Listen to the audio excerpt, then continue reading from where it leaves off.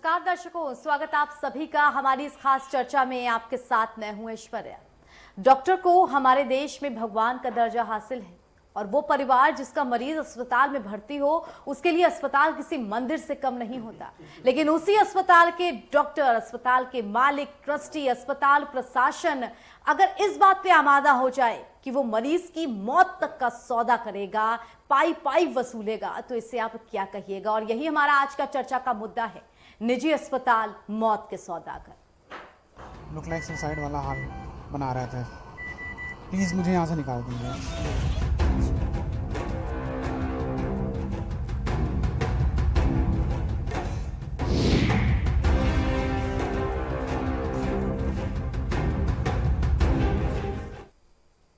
दर्शकों, पिछले 6 से 8 महीने से आप, हम और पूरी दुनिया कोविड-19 महामारी से जूझ रही है। ये आपदा हम सब पे आन पड़ी है, मगर कुछ लोगों के लिए ये आपदा अवसर बन चुकी है और वो लोग हैं डॉक्टर के सफेद कोट में छिपे हुए गिद्ध, जो सिर्फ मोटी फीस वसूलने तक अपने काम को जारी रखते हैं और उसके बाद जो मानव है, जो मरीज है, उसके अंगों तक को बेचने से बाज नहीं आते।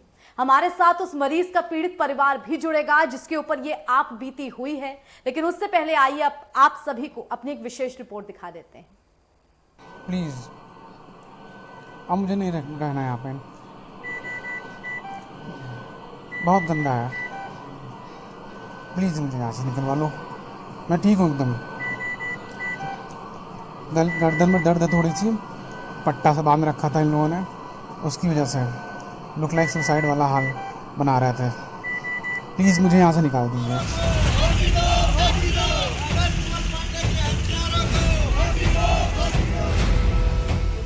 मुझे ले चलो बस, वरना मेरी लाश भी नहीं मिलेगी। ये मारना चाहते हैं मुझे, किडनी बेच देंगे और पैसे कमाएंगे। कल इन लोगों ने मेरे सामने मर्डर किया, आज मेरी दवा बदल दी है।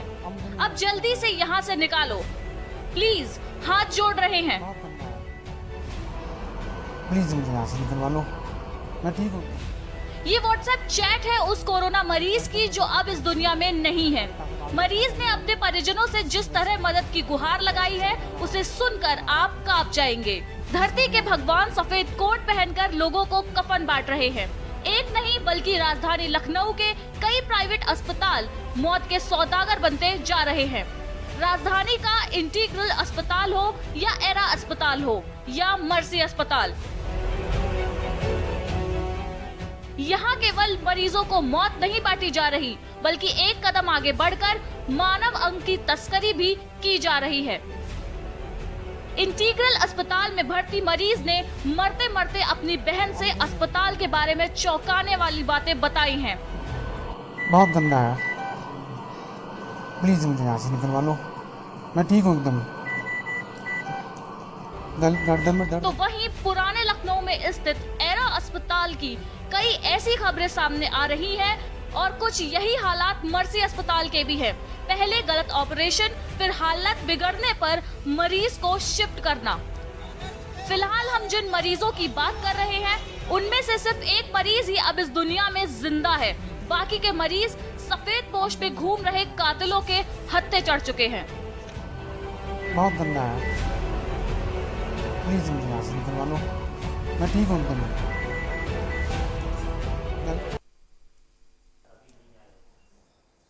तो दर्शकों, बेहद शर्मनाक, दर्दनाक और भयावह है कि किस तरह अस्पताल प्रशासन, वो कुछ लोग जो कि इस आपदा में अवसर ढूंढते हैं, भले ही उस अवसर के लिए उन्हें किसी आदमी की जान का सौदा क्यों ना पड़ना पड़े।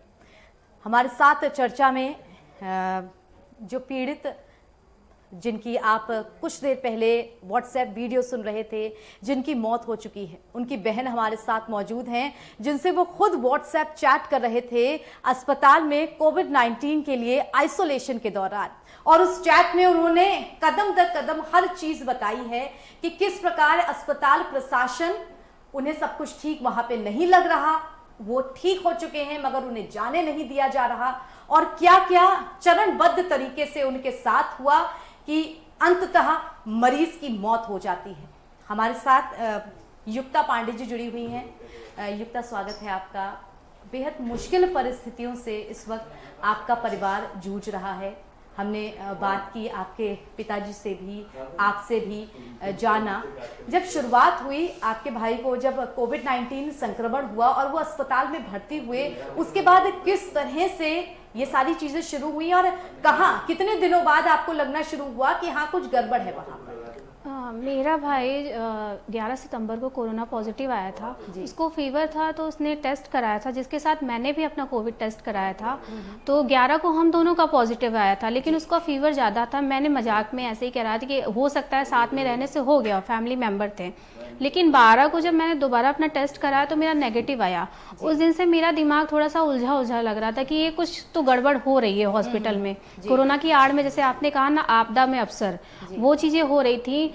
और फिर जब उसका फीवर डे बाय डे कम ही नहीं हो रहा था, उसने 15 को जिन डॉक्टर को रेफ़र किया गया था, डॉक्टर राधेश्याम सोनी, उनसे बोला कि सर मेरा फीवर नहीं कम हो रहा, हम क्या करें। तो उन्होंने बहुत ही गंदी लैंग्वेज में, या फिर कहें ऊंची आवाज़ में डराने वाली हरकत की कि हॉस्पिटल में एडमिट हो जाओ वरना तुम तो मरोगे, तुम्हारे साथ पूरा परिवार मर जाएगा। इससे मेरा भाई दहशत में आ गया था, क्योंकि कोरोना संक्रमण अभी आया, पहले से हम इस बीमारी के आदी नहीं थे। तो वो हॉस्पिटल जाके दबे मन से बहुत ही दुखी होकर एडमिट हुआ और उसको खांसी बहुत आ रही थी। तो उसने कई बार बताया कि उसको वहाँ पे प्रॉपर इलाज तो क्या, गर्म पानी, काढ़ा, चावल दिया जा रहा जिसको खांसी आ रही है, इतने ये लोग जाहिल थे। पर फिर भी मैंने जाके सारा अरेंजमेंट कराया, उसको किट जो भी होता, थर्मामीटर, इलेक्ट्रिक किट ली। जब पेशेंट को अपना सारे ट्रीटमेंट का पेशेंट के लिए ये सारी चीजें आप खुद से घर से खरीद के ले गए? इनफैक्ट दवाइयाँ भी बाहर से मंगवाई जा रही थी जी। और जबकि ये गवर्नमेंट ट्रीटमेंट हो रहा था। मैं लगातार इस चीज पे पहले भी बोल चुकी, अभी भी बोल रही हूँ। डॉक्टर कितनी बार आते थे चेक करने के लिए? डॉक्टर तो आते ही नहीं थे। कह रहे थे वीडियो कॉलिंग के जरिए अपने स्टाफ को समझाते थे कि ऐसा करो वैसा करो। डॉक्टर 1-2 राउंड आगे तो आगे, वरना नहीं आते थे। व्हाट्सएप चैट में मेरे भाई ने ये भी जिक्र किया, डॉक्टर नहीं आते थे। आपके भाई ने एडमिट होने के कितने दिन बाद आपसे वो चैट करना शुरू की कि अब मैं ठीक हो गया हूँ, मुझे निकालो, मुझे यहाँ कुछ ठीक नहीं लग रहा है? वो जब 14 गया है, 16 तक तो नॉर्मल रहा है। 17 से वहाँ का माहौल जो कहते हैं, या यूँ कहें असलियत सामने आने लगी इन हॉस्पिटल की। 17, 18, 19 मेरी बात नहीं हुई। मैंने वहाँ पे हेल्पलाइन डेस्क पे कॉल की कि मेरे भाई का हालचाल बताइए, अगर वो ठीक हैं तो वीडियो कॉल करा के आप दिखा सकते हैं, या वीडियो बना के मुझे दिखा दे वो किस कंडीशन में है। लेकिन उन्होंने एक झूठा दावा किया हमेशा कि वो ठीक हैं। लेकिन असलियत तो कुछ और आई जब 21 तारीख को मेरे भाई का व्हाट्सएप मैसेज आया कि यहाँ पर कल मैंने एक मर्डर देखा, उस युवा को मार के उसके ऑर्गन्स निकाले गए हरे पर्दे पर। रात के खाने में कुछ ऐसा मिलाते थे जिससे नींद आती थी। उसने कहा कि वहाँ ड्रग्स दिया जा रहा था पेशेंट्स को। मतलब पेशेंट को रात में नींद की दवाई देके सुला दिया गया। और उस पेशेंट के बेड के बगल में जो बेड है, उस पेशेंट की किडनी या कुछ भी ऑपरेशन करके निकाला जा रहा है। हाँ, हरे पर्दे लगा। आपके भाई ने देखा और आपको बताया? जी, उसने बाकायदा उस चीज को रिकॉर्ड किया था, जिसका फोन, जो फोन इन हॉस्पिटल वालों ने गुम कर लिया है। उसमें वो वीडियो साक्ष्य थे? हाँ। वो फोन आपको अस्पताल की तरफ से नहीं दिया गया? नहीं दिया गया, मैं गई भी थी। उसका क्या रीजन दिया गया? रीजन दिया गया कि जो पुराना स्टाफ था भाई के ट्रीटमेंट के दौरान, वो होम क्वारंटाइन हो गया है, अब 15 दिन बाद आइएगा। तो मैंने यही कहा था कि दूसरे जो लोग हैं उनको तो बताया गया होगा ना कि ये चीजें यहाँ पे रहेगी, उनकी जिम्मेदारी बनती है। और जब आपका भाई एक अस्पताल में परेशानी हुई हो उसको, और आप लोगों ने डिमांड की कि अब इनको अस्पताल से रिलीव कर दिया जाए, तो उन्होंने रिलीव ना करके दूसरे अस्पताल रिकमेंड किया, ये आप लोगों की मर्जी से हुआ? ये हमारी मर्जी से बिल्कुल नहीं हुआ। हमने डिस्चार्ज की डिमांड की थी और मैंने बाकायदा सीएमओ को भी कहा था कि मेरे भाई की जान को खतरा है, वहाँ पे मर्डर हो रहा है, अंग तस्करी का काम हो रहा है, मेरे भाई की जान खतरे में, प्लीज उसे निकालिए। मैंने एडीएम, डीएम सबसे उस दिन बात की थी। मैं अकेली लड़की सुबह 10 बजे से रात के 12 बजे तक उस हॉस्पिटल में बैठी थी। डायरेक्टर मेरे को धमकी देते हैं कि अपने भाई को ले जाओगी तो पछताओगी, इंटीग्रल के। और ऊपर से फोन करते हैं कि आदर्श कमल पांडे नाम का लड़का आ रहा है, उसको देख लेना। देख लेने का क्या मतलब? आपके पास धमकी भरे फोन कॉल्स आए? मैम, धमकी भरे नहीं, मुझे तो उल्टे सीधे अश्लील मैसेजेस तक आ रहे हैं। डराने की कोशिश की जा रही है कि मैं इस चीज पे आगे ना हूँ। मेरा भाई मरा है, बड़ा भाई मेरा मरा है, मैं क्यों ना सामने आऊँ? एक चीज और, क्या अस्पताल प्रशासन जो उन्होंने जब आपका फोन रख लिया और फिर आपने मरीज से मिलने की डिमांड की, उस दौरान किस तरह का व्यवहार किया गया आपसे? बहुत ही गंदा व्यवहार था, या यूं कहें टालना, जो मेरे भाई ने व्हाट्सएप चैट में भी कहा कि सब एक दूसरे पर टालते हैं कि कर रहे हैं। जब मैं हॉस्पिटल पहुंची तब उन्होंने मेल किया, जब पेशेंट जिद कर रहा था कि मुझे बाहर निकलना है तब उन्होंने मेल क्यों नहीं किया? अगर रेफर कराना भी था तो उन्होंने कोई मदद नहीं की, वो सिर्फ झूठा आश्वासन। उनकी पूरी प्लानिंग थी इसको मारने की, क्योंकि उसने मर्डर होते देख लिया था और उसको निपटाना था किसी तरह से, क्योंकि वो सरकारी गवाह बनना चाह रहा था। जी, तो ये बात उन्होंने व्हाट्सएप चैट हाँ कि मैं अब गवाह दूंगा, मैं सरकारी गवाह बनूंगा, मेरे भाई ने बोला था ये चीज, और इसीलिए उसको मारा गया है। उसको कोविड नहीं था, निमोनिया था। मौत का कारण कोविड निमोनिया लिखा गया। कोविड निमोनिया मैंने पहली बार सुना है। हॉस्पिटल अभी तक ये नहीं क्लियर कर रहा है कि कोविड था निमोनिया, लेकिन बर्ताव तो एकदम कोरोना पेशेंट जैसे किया गया उसके साथ। हमारे साथ जय प्रताप पांडे जी भी जुड़े हुए हैं। आप जो मृतक आदर्श थे उनके चाचा हैं। जय जी, जब पेशेंट आपका भर्ती हुआ और कुछ दिन बाद पेशेंट ठीक होने लगा, तो डिमांड की जाती है कि अब पेशेंट की हालत को देखते हुए उसे अस्पताल से छुट्टी दे दी जाए। क्या वजह रही कि उसे छुट्टी नहीं दी गई, उसे उल्टा दूसरे अस्पताल रेफर कर दिया गया? हमारे घर वालों ने, हम लोगों ने तो मांग की थी कि उसको हम लोगों को सुपुर्द कर दिया जाए, हम लोग घर पे ही अब उसका इलाज कर लेंगे और डॉक्टरों को दिखा लेंगे। 16 तारीख को मेरी बेटी से, यही भतीजी से बात हुई कि कैसी हालत है जी। तो इन्होंने बताया कि चाचा अच्छी हालत है, डॉक्टर बताए हैं कि उसका सारे ऑर्गन काम कर रहे हैं और जो निमोनिया का था वो कवर हो रहा है और युवा है इसलिए अच्छी मतलब तरीके से हो जाएगा। 15 मिनट बाद मेरी भतीजी का फोन आता है कि चाचा आ जाओ, और भैया को कह रहे हैं नहीं रहे हैं, भैया जो है अभी जीवित हैं। हम घर पहुंचे, इनसे नंबर लिया भतीजी से, और मैंने हॉस्पिटल फोन किया कि क्या आदर्श कमल पांडे नहीं रहे? कहा नहीं रहे। मैंने फिर अपने कुछ मित्रों से, नेताओं से फोन नंबर लिया, एक जगह एक नेता का नंबर लिया, उनसे बात की कि मुझे अपने भतीजे की बॉडी देखनी है। उन्होंने बात कराई वहां के एरा हॉस्पिटल से, तो उन्होंने कहा हम ट्रांसपेरेंट पन्नी में आपको मर्चरी और उसके बीच में कहीं दिखलवा देंगे, आप लोग चारों लोग देख लीजिएगा, 4 आपको पीपी किट दे दी जाएंगी।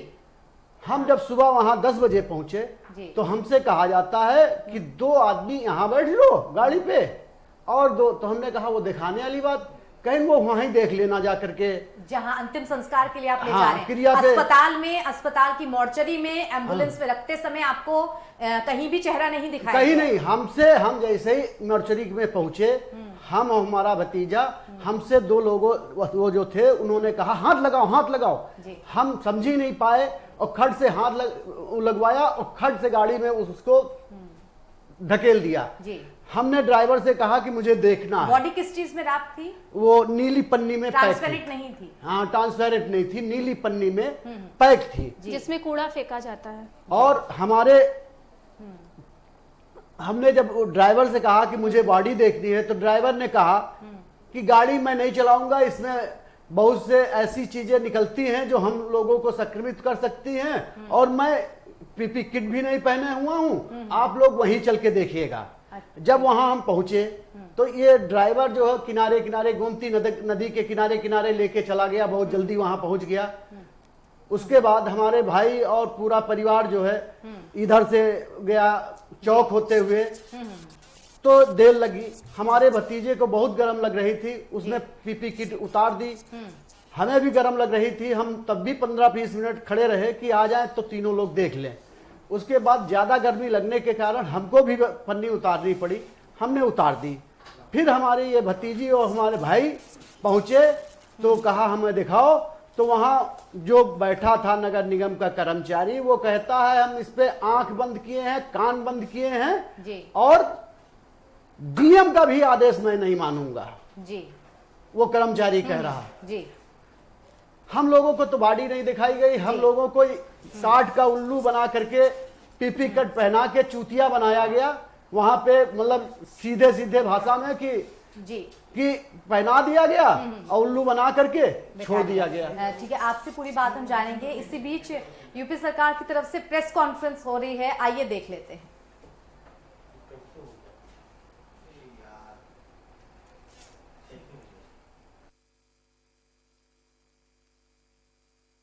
एक बार फिर से अपनी चर्चा की हम शुरुआत करते हैं। युक्ता जी, आपके पास मैं आऊंगी दोबारा। जब आपसे मैं बात कर रही थी इस पूरे केस के बारे में, तो आपने इस बात को कहा था कि आपका जो भाई है उसकी मौत से पहले भी एक व्यक्ति की मौत हुई थी, जिसके बारे में आपके भाई ने आपको बताया था, और आपके जो भाई है उसकी मौत के बाद भी एक महिला की वहां पर मौत हुई। वो पीड़ित परिवार भी आपके संपर्क में है, उनके साथ क्या क्या हुआ था? उनके साथ भी वही हुआ जो मेरे भाई के साथ हुआ। उनको भी मार के उनका ऑर्गेन्स तो निकाला गया, जिसका गवाह मेरा भाई था, जो कि अब वो भी इस दुनिया में नहीं रहा। जी। उसकी और भाई की दोस्ती काफ़ी अच्छी हो गई थी, क्योंकि दोनों का बेड बगल में था, तो दोनों एक ही तरह के पेशेंट थे, तो थोड़ा सा बॉन्डिंग हो गई थी। उसको तो मारा ही गया, जिसका गवाह मैंने आपको बताया मेरा भाई था। मेरे भाई की मौत के दूसरे दिन भी एक महिला की मौत हुई। उसका परिवार भी मेरे कांटेक्ट में है, उनके भी सारे प्रूफ मेरे पास हैं।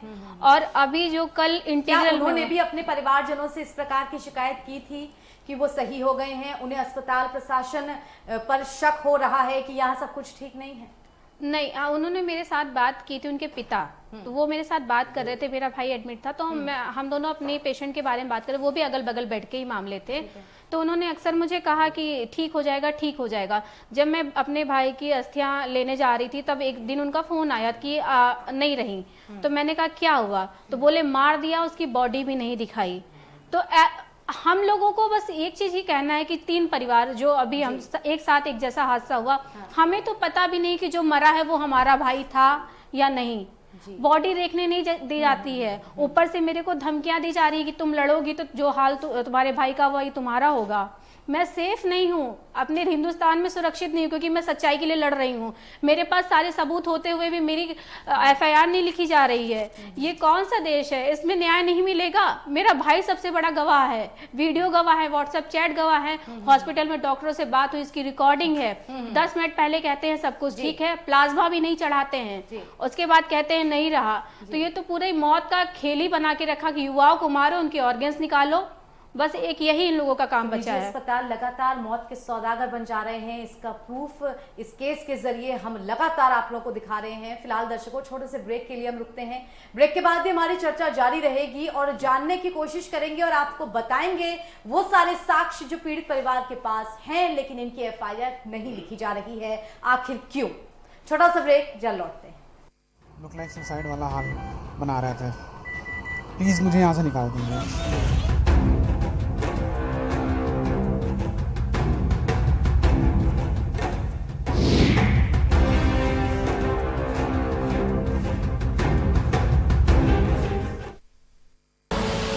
आप देख रहे हैं के न्यूज, खबरों का सारथी। खुदी को आजमाया है तो ये अंदाज आया है, खुदी को आजमाया है तो ये अंदाज आया है। तुम में भी मैं हूं, शुद्ध प्लस पान मसाला। GGS Education Group launches 20% discount on academic fee of courses MBA, BBA, BCA, BFSI and GM, D Pharma, B Pharma. Offers best infrastructure, best transport facility, best academic service and best placement service. Register today to avail 20% discount. Call 9971 496 497 or visit the campus Kanpur Lucknow Highway near Unnao. GGS Education Group. आप देख रहे हैं के news, खबरों का सारथी। Look like suicide वाला हाल बना रहे थे, प्लीज़ मुझे यहाँ से निकाल दीजिए।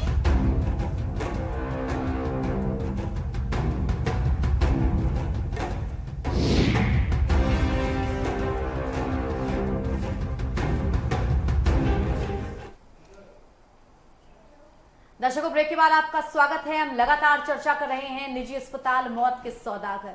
क्या जिस तरह की व्हाट्सएप चैट, जिस तरह की बातें जो मरीज जो अब इस दुनिया में नहीं रहा उससे अपने परिवार वालों से कहीं, क्या वो सबूत, वो साक्ष्य काफी नहीं है एफआईआर लिखवाने के लिए? क्या वो सबूत और साक्ष्य ये काफी नहीं है ये दर्शाने के लिए कि किस तरह अस्पतालों में गंदा खेल चल रहा है मानव अंगों की तस्करी का? कोई पीड़ित जो अस्पताल में भर्ती है, बीमार है, आखिर वो क्यों इस तरह की चैट अपने परिवार के साथ करेगा? ये एक बहुत बड़ा सवाल है। अपने आप में ये सबूत है पूरे प्रूफ के साथ कि कैसे जो मरीज है वो लगातार गिड़गिड़ाता रहा कि अस्पताल में सब कुछ ठीक नहीं है, कि किडनी तक निकाली जा रही है और अस्पताल में अंततः उसकी भी मृत्यु हो जाती है। हमारे साथ जो मृतक थे उनके चाचा मौजूद हैं।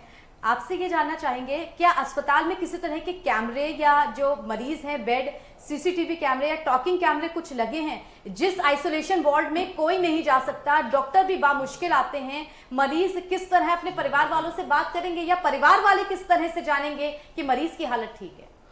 कहीं पे सीसीटीवी कैमरे नहीं लगे हैं जी। हाई स्कूल इंटर के बच्चे जो एग्जाम देने जाते हैं उनको सीसीटीवी कैमरे लगाए जाते हैं जी। हमारा जो व्यक्ति पेशेंट है वो मर रहा है, क्या हो रहा है उसके बारे में कोई जानकारी मुझे नहीं दी जाती है जी। ऐसा हम सरकार से रिक्वेस्ट करते हैं कि सरकार जितने भी हॉस्पिटल हैं कोविड या इस तरीके से सब जगह सीसीटीवी कैमरे लगाए जाएं, जिससे और बाहर उसके एलईडी लगाई जाएं, जिससे पेशेंट को उनके घर वाले देख सके। बिल्कुल, ये एकदम वैलिड पॉइंट है। और हमारे साथ इस चर्चा में x CMO AK Shukla ji भी जुड़ गए हैं। शुक्ला जी, बहुत बहुत स्वागत है आपका। लगातार हम इस मुद्दे पर चर्चा कर रहे हैं। हमारे साथ जो पीड़ित हैं, जो व्यक्ति अब इस दुनिया में नहीं है, उनका परिवार भी मौजूद है। पीड़ित जो व्यक्ति है वो अपने खुद का सेल्फी वीडियो बना करके परिवार वालों को भेजता है कि अस्पताल में सब कुछ नहीं है, मैं स्वस्थ हूं, मैं अपने बगल वाले बेड पे रात के 3 बजे डॉक्टरों को पेशेंट के पेट में कुछ करते हुए देखा, किडनी निकालते हुए देखा, लेकिन फिर भी अस्पताल की तरफ से लगातार नजरअंदाज किया जाता है इस बात को।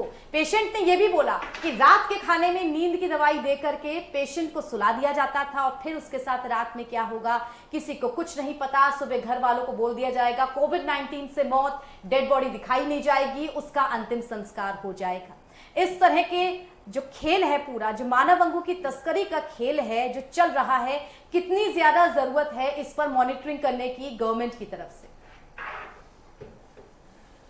देखिए, मैं कहना चाहूँगा कि अभी जो 2 इंस्टांस आपने बताए कि रात में सो रहे हैं, बगल वाले उस पर कोई पेशेंट के साथ शरीर के साथ छेड़खानी हो रही है जी। अब ये बड़ी गंभीर समस्या है, गंभीर घटना है। अगर ऐसी घटना होती है तो उसमें जरूर कार्रवाई होनी चाहिए जी। लेकिन मैं जानता हूँ चिकित्सक होने के नाते किडनी या किसी मानव अंग का निकालना बहुत आसान नहीं है जी। सबसे आसान होता है आँख का, वो भी 6 घंटे में उसका यूज़ हो जाना चाहिए। ट्रांसपोर्टेशन तैयार होना चाहिए जी। कई बार आपने भी अखबार में पढ़ा होगा कि अगर किडनी निकाली जाती है लखनऊ में और दिल्ली में लगानी है तो पूरा रास्ता साफ किया जाता है कि यहाँ से एयरपोर्ट तक हवाई जहाज तैयार रहे, पहुँच जाता है पूरा। तो ये अगर हम कह लें कि साहब रात में मरीज को करके किडनी निकाल ली गई, बहुत बड़ा रैकेट हो जो हम भी नहीं जानते किस तरीके से तैयारी हो, तो मैं नहीं कह सकता। लेकिन ये बहुत आसान नहीं है और इतना इनह्यूमन बिहेवियर भी मैं कुछ चिकित्सक हूँ, मैं अपेक्षा नहीं करता हूँ डॉक्टरों से किस तरीके का इनह्यूमन बिहेवियर करेंगे। लेकिन कोई आदमी डॉक्टर अगर इस बात को समझने की कोशिश करे, वो पेशेंट जो खुद कोरोना संक्रमित है वो अगर अपनी जान का खतरा बता रहा है, वो बता रहा है कि डॉक्टर रात में चुपचाप रात के 3 बजे उसके बगल वाले बेड के मरीज के साथ आखिर क्या कर रहे थे। अगर वो मरीज बीमार था, इमरजेंसी की जरूरत थी तो हो हल्ला तो होता, वहां पे तमाम तरीके की हरकतें तो होती। चुपचाप शांति के साथ आधी रात को अगर काम हो रहा है तो ये सस्पिशियस कितना ज्यादा है? नहीं, वो मैंने पहले ही कहा अगर ऐसी कोई घटना हुई है तो उसकी वास्तव में जांच होनी चाहिए, कार्रवाई होनी चाहिए जी। लेकिन ये इतना आसान कार्य नहीं है। उसमें पूरा ओटी होता है, ओटी में पूरा स्टाफ होता है, 10-12 लोग होते हैं। चोरी से नहीं हो सकता कि एक आदमी जाके बेड के ऊपर किडनी निकाल ले या कोई आर्गन निकाल ले। पेशेंट को शिफ्ट करना पड़ता है ओटी में, ओटी स्टरलाइज होता है, तो ये समझ में आने की बात नहीं है। दूसरी घटनाएं हो सकती हैं, आपराधिक कृत्य हो सकते हैं, कोई किसी को मार सकता है, वो अलग बात समझ में आती है, लेकिन इस तरीके के काम मैं नहीं समझता। बाकी जो दूसरी लापरवाहियां जो आप बता रही हैं जी, वो इस समय ये स्थिति है कि एक तो भय इतना बैठ गया है कोरोना का, जी। लोग डर रहे हैं, अपने रिश्तेदारों को लोग नहीं छू रहे हैं, उनको भर्ती होने के बाद उनसे दूर भाग रहे हैं। तो हमें एक तो ऐसा माहौल बनाने की ज़रूरत है कि लोगों को ये मन के में जो बहुत भय व्याप्त है जी। वो भय दूर हो, और जो सामान्य रूप से जो डायरेक्शंस जारी हो रहे हैं जी। जो लोग ज़्यादा एजेड हैं या कोमॉर्बिडिटी से ग्रस्त हैं जी। उनको इनकी ज़्यादा खतरा है इस बीमारी से। युक्ता, आपके पास में आऊंगी। आपने इस बात की शिकायत जो आप FIR दर्ज कराना चाहती हैं कहाँ की है और आपको उसका क्या क्या नतीजा मिला है? मैं इंटीग्रल हॉस्पिटल के पास पहले गुडम्बा थाने गई थी। वहाँ के SHO ने कहा कि ये इतना बड़ा नेटवर्क है इंटीग्रल एरा कि इनके खिलाफ तो कार्रवाई हो ही नहीं सकती, आप CMO से लिखवा के आइए। किसी ने मुझे करेक्ट गाइड नहीं किया। इनफैक्ट मैंने CMO से भी डायरेक्ट व्हाट्सएप मैसेज किए, कॉल किए, उन्होंने कोई रिस्पांस आज तक नहीं दिया मुझे। और उसके अलावा मैं अपने घर के पास चिन्हट थाने जाती हूँ, वो भी मेरी कोई कंप्लेन नहीं लिखते, उल्टा वो हमें कोविड के नाम पर बंद करने की धमकी देते हैं इंस्पेक्टर। और वहाँ के SHO RP सिंह कहते हैं कि इनके अगेंस्ट तो कुछ नहीं होता, CMO से लिखवाइए। मैं DM के यहाँ जाती हूँ, हर कहीं पे दौड़ रही हूँ, कमिश्नर के यहाँ भी दौड़ रही हूँ, DGP के यहाँ भी दौड़ रही हूँ, जन सुनवाई पोर्टल पे भी कंप्लेन कर रही हूँ, लेकिन मुझे कोई राहत नहीं मिल रही। उल्टा मुझे असुरक्षित महसूस हो रहा। जैसा कि अभी सर ने कहा कि इतना आसान काम नहीं है, तो इतना कठिन काम भी नहीं है कि जो इस चीज़ के आदी हैं, जब उसको जो पहले से कह रहा है कि मेरी जान को खतरा है और उसकी मौत हो जाती है, तो इतना कठिन काम नहीं हो सकता है।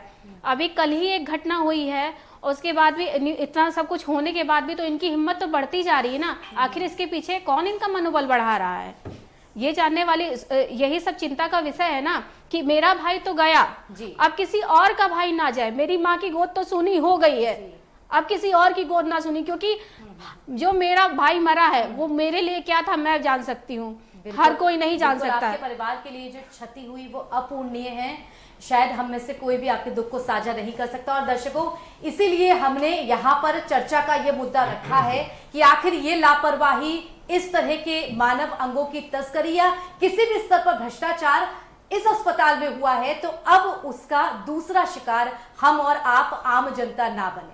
फिलहाल इस चर्चा में इतना ही। युक्ता, बहुत बहुत धन्यवाद, आप हमारे साथ आई, आपने अपनी बात रखी। जय प्रताप जी, आपका भी बहुत बहुत धन्यवाद, आप हमारे साथ जुड़े।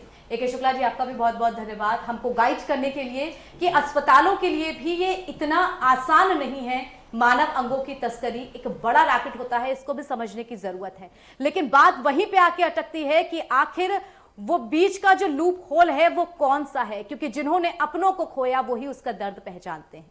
इस चर्चा में फिलहाल इतना ही। देश दुनिया की तमाम खबरों के लिए जुड़े रहिए के न्यूज के साथ। धन्यवाद। लुक लाइक सुसाइड वाला हाल बना रहे थे, प्लीज़ मुझे यहाँ से निकाल दीजिए।